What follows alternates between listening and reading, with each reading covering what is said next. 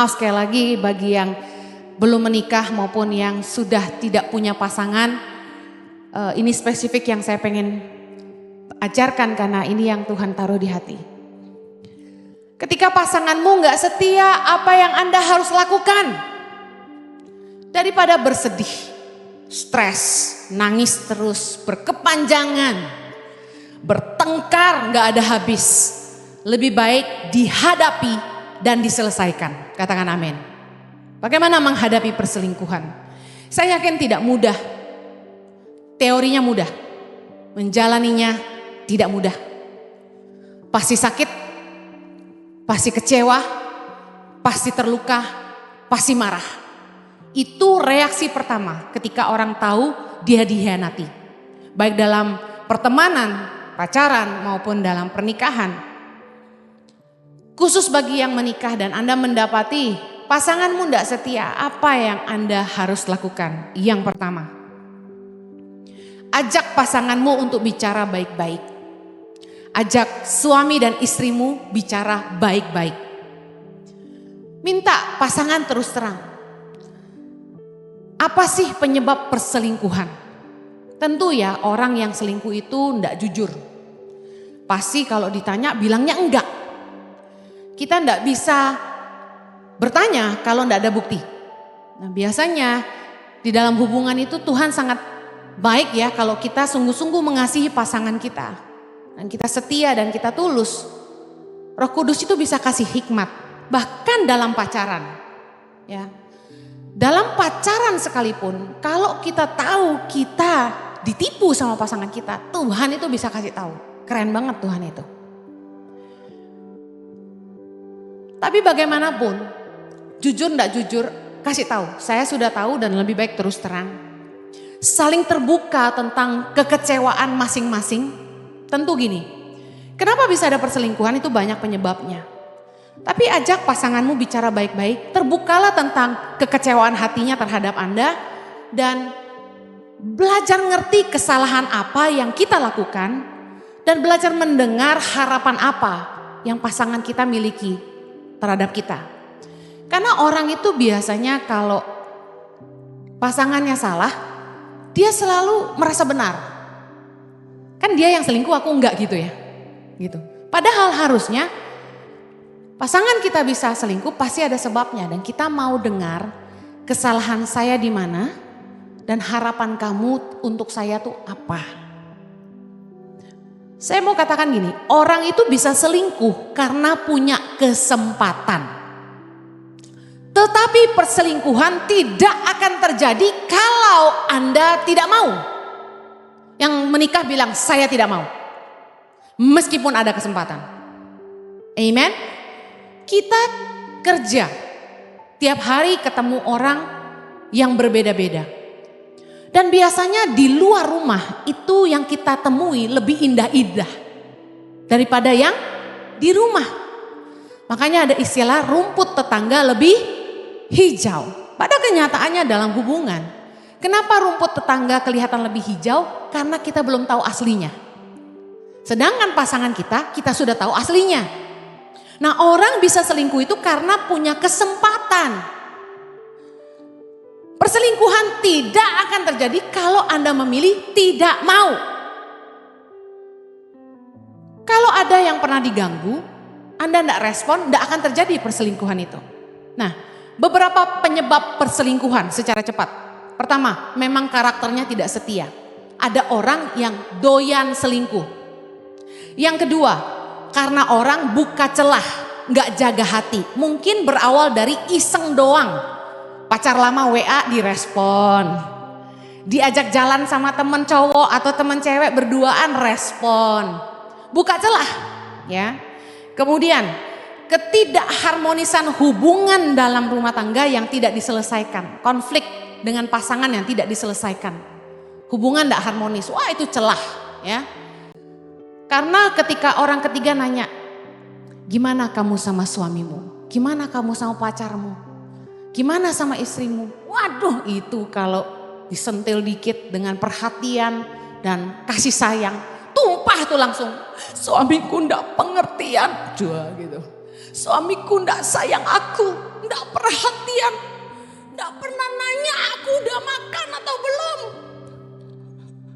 Kok kedengeran kayak khotbah saya ya? Jadi orang tuh suka curcol sama lawan jenis. Yang notabene itu celah gitu. Makanya counselors, jangan counseling antar lawan jenis. Tapi zaman sekarang, pusing saya ini. Khotbah di mimbar ini bisa salah. Yang sejenis pun udah bahaya. Ya, haleluya. Nah, perselingkuhan bisa terjadi karena tidak keharmonisan dalam rumah tangga. Jadi seolah-olah itu jadi alasan dia selingkuh gitu loh. Nah kemudian tidak bisa berkomunikasi dengan pasangan kalau ngomong gak nyambung, kalau ngomong ribut. Nah ini celah. Orang selingkuh kenapa? Sama pasangan gak bisa ngobrol, gak nyambung, gak enak. Tapi kalau sama orang ketiga itu ngomong loh bisa dari pagi sampai pagi. Kuping gak panas, ngecas lagi. Ngobrol tuh bisa gak habis-habis. Tapi kalau sama pasangan kita, say, udah makan? Udah kelar. Mau bahas apa lagi? Segala apa gue udah tahu gitu kan? Tapi kalau ketemu sama orang baru yang menarik gitu loh. Kita tuh ngobrol bisa banyak. Hati-hati. Menemukan kenyamanan di luar itu enggak baik. Tidak dilayani oleh pasangan. Salah satu penyebab perselingkuhan lagi, ada suami yang satu kali dia ngaku sama saya dia selingkuh. Kenapa? Istrinya enggak pernah melayani dia. Bukan hanya dalam urusan seks, tapi urusan pagi bangun enggak pernah disiapin sarapan, kopi enggak pernah dibikinkan, enggak pernah nawarin apa-apa. Suami sakit juga enggak diurus. Ada model istri-istri yang cuek banget sama suami. Sama istri-istri juga yang selingkuh. Suami enggak perhatian. Tidak dilayani oleh pasangan, apalagi sampai kebutuhan biologisnya tidak terpenuhi. Apalagi pasangan yang tidak berfungsi sebagai suami, tidak cari nafkah, malah istri yang kerja. Ini bahaya. Kemudian penyebab perselingkuhan, mendapatkan perlakuan yang lebih baik dari orang ketiga. Contoh, di rumah tidak diperlakukan dengan baik, tapi di kantor dilayani dengan baik. Hati-hati loh. Istri-istri maupun suami-suami, saya kasih contoh suami aja. Tadi saya bilang ada suami yang cerita istrinya tidak pernah bikinkan dia kopi. Tapi begitu dia ke kantor, sekretarisnya udah bahenol cantik lagi.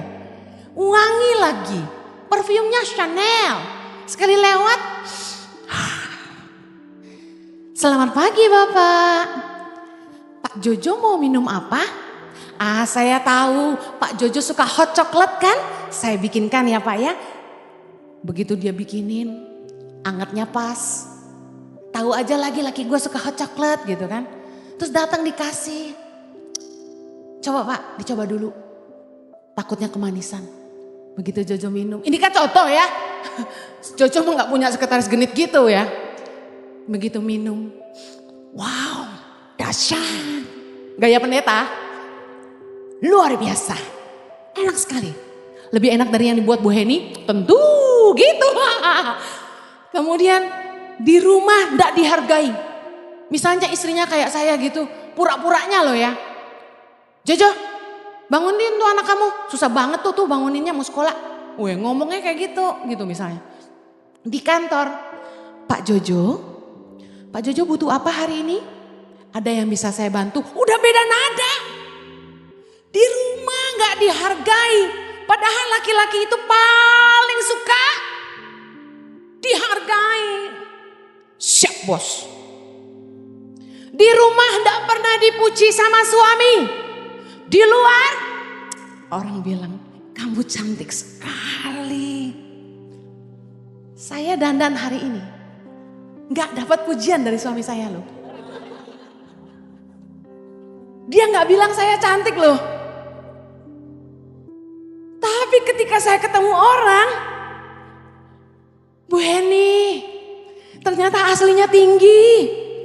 Saya lihat di YouTube pendek. Terus ternyata aslinya lebih cantik. Saya tersipu-sipu, masa? Gitu. Mateng gak loh? Kenapa bahaya ketika kita dapat perlakuan yang lebih baik dari orang ketiga di luar rumah? Karena gini, setiap kita itu punya kebutuhan penerimaan.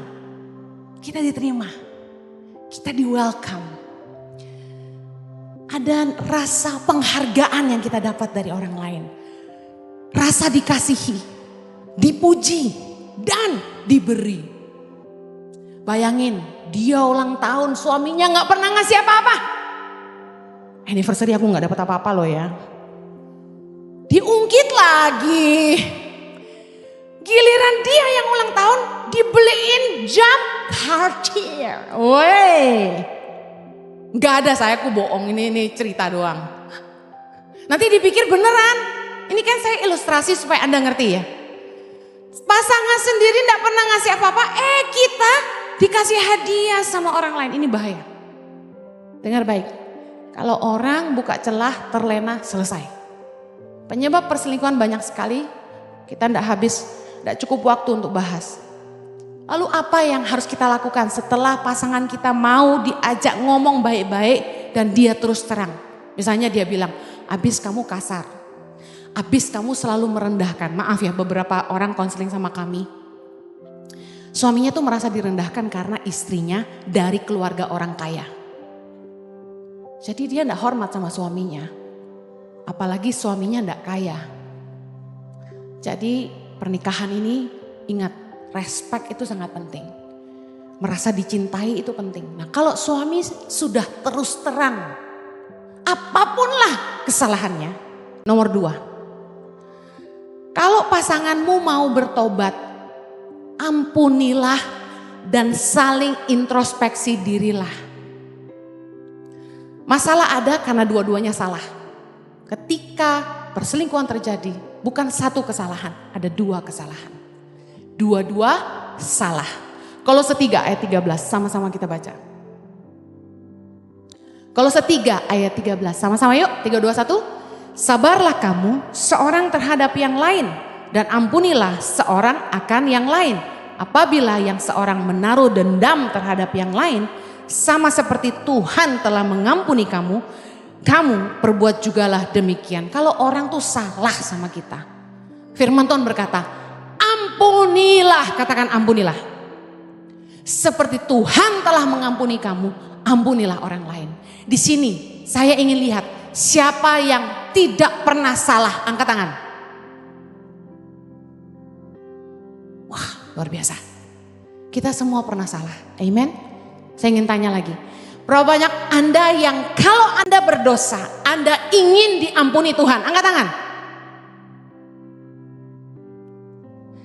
Kalau kita ingin diampuni, ampunilah orang lain. Kalau saya mau diampuni, saya juga harus belajar mengampuni. Pasangan kita sudah ngaku, kalau dia mau bertobat, ampuni. Kasih kesempatan. Orang itu bisa salah. Saya enggak mau bilang kalau misalnya dia selingkuh lagi Anda maafkan. Karena tadi saya udah bilang ada penyebab perselingkuhan karena doyan karakternya. Nah ini kasus khusus yang Yesus bilang tidak bisa diusir kalau bukan karena doa dan puasa. Model ini, jenis ini enggak bisa diatasi tanpa doa dan puasa. Sulit. Ini udah spirit, roh perzinahan. Nah, bagaimana kalau pasangan gak mau bertobat, tapi malah memilih meninggalkan kita dan memilih selingkuhannya. Nah, 1 Korintus 7 ayat 15, Rasul Paulus membahas. Baca sama-sama. Tetapi kalau orang yang tidak beriman itu mau bercerai, biarlah ia bercerai. Dalam hal yang demikian, saudara atau saudari tidak terikat. Tetapi Allah memanggil kamu untuk hidup dalam damai sejahtera. Firman Tuhan mengajar kita gini. Inisiatif untuk bercerai itu tidak boleh dari kita. Rasul Paulus sebelumnya bahas. Jangan menceraikan pasanganmu yang tidak seiman. Jadi kalau orang ini selingkuh, anggaplah dia tidak takut Tuhan, tidak seiman sama kita. Sama-sama Kristen bisa jadi tidak seiman. Agamanya sama belum tentu seiman. Ada orang yang agamanya doang Kristen tapi dia nggak takut Tuhan, yang paham katakan amin. Nah kalau orang itu yang mau bercerai kata firman Tuhan, sedaya upaya ya harusnya kita pertahankan dulu ya. Sebelumnya Rasul Paulus ngajarin itu. Karena kenapa kita harus pertahankan pernikahan kita? Alasannya ini, karena Tuhan membenci perceraian. Yang mengerti katakan amin. Yang kedua, karena Tuhan mau kita mengampuni. Yang mau katakan amin. Nah, tapi kalau orang itu, pasangan kita yang tidak takut Tuhan ini yang memilih untuk bercerai, Rasul Paulus berkata, biarlah ia bercerai, dalam hal yang demikian saudara atau saudari tidak terikat. Jadi keputusan untuk bercerai bukan dari kita. Kalau dia yang tetap mau ninggalin kita, ya sudah biarkan saja. Namun kehendak Allah yang sempurna dalam hidup orang percaya adalah tidak ada perceraian. Saya akan tetap memberi saran. Kalau pada akhirnya Anda memilih untuk bercerai, jangan menikah selama suami Anda itu masih hidup. Karena 1 Korintus 7 ayat 39 berkata, istri terikat selama suaminya hidup. Dibagi Tuhan, surat perceraian kita secara sipil itu bukan perceraian di hadapan Allah. Kita tidak boleh memisahkan apa yang Tuhan persatukan. Jadi kalau kita bercerai secara surat di mata Tuhan itu udah dosa. Jangan kita ikut berdosa. Saya saran kalau Anda memilih bercerai, jangan nikah lagi sampai mantan pasangan Anda itu meninggal. Yang ketiga, setelah dia mau bertobat dan Anda mengampuni, yang ketiga, untuk sembuh dari luka dan membangun kepercayaan itu butuh waktu. Kadang-kadang mungkin pasanganmu masih trauma, masih tidak bisa percaya, itu wajar karena orang terluka. Untuk sembuh dan lupa itu butuh waktu. Lupa sih susah ya, paling enggak untuk sembuh itu butuh waktu. Apalagi untuk membangun kepercayaan yang baru, itu butuh waktu. Tapi keduanya harus berusaha membangun kepercayaan dan menjaga kepercayaan itu. Nah, saya secara cepat akan bagikan untuk pulih dalam hubungan. Yang pertama, mendekatkan diri kepada Tuhan. Kita kalau udah jatuh dalam dosa, pemulihan yang pertama yang harus kita lakukan bukan konseling, tapi mendekat kepada Tuhan. Yakobus 4 ayat 8. Sama-sama yuk. Mendekatlah kepada Allah dan ia akan mendekat kepadamu. Tahirkanlah tanganmu, hai kamu orang-orang berdosa, dan sucikanlah hatimu, hai kamu yang mendua hati. Kalau Anda hidup dalam dosa, kalau Anda jatuh dalam dosa dan Anda tahu Anda sedang jauh sama Tuhan, Anda hidup jatuh bangun dalam dosa, Anda tahu bahwa Anda salah. Kalau Anda mau pulih, langkah pertama, mendekatlah kepada Allah. Sucikan hatimu, tahirkan tanganmu, berhenti berbuat dosa. Hanya Tuhan yang bisa memulihkan kita. Kehidupan rohani perlu dibangun agar pemulihan itu terjadi. Amen. Roh kita harus pulih. Cuma kedekatan kita sama Tuhan yang bisa membuat kita pulih dari kejatuhan. Ada kasih Tuhan yang akan memampukan kita untuk bangkit.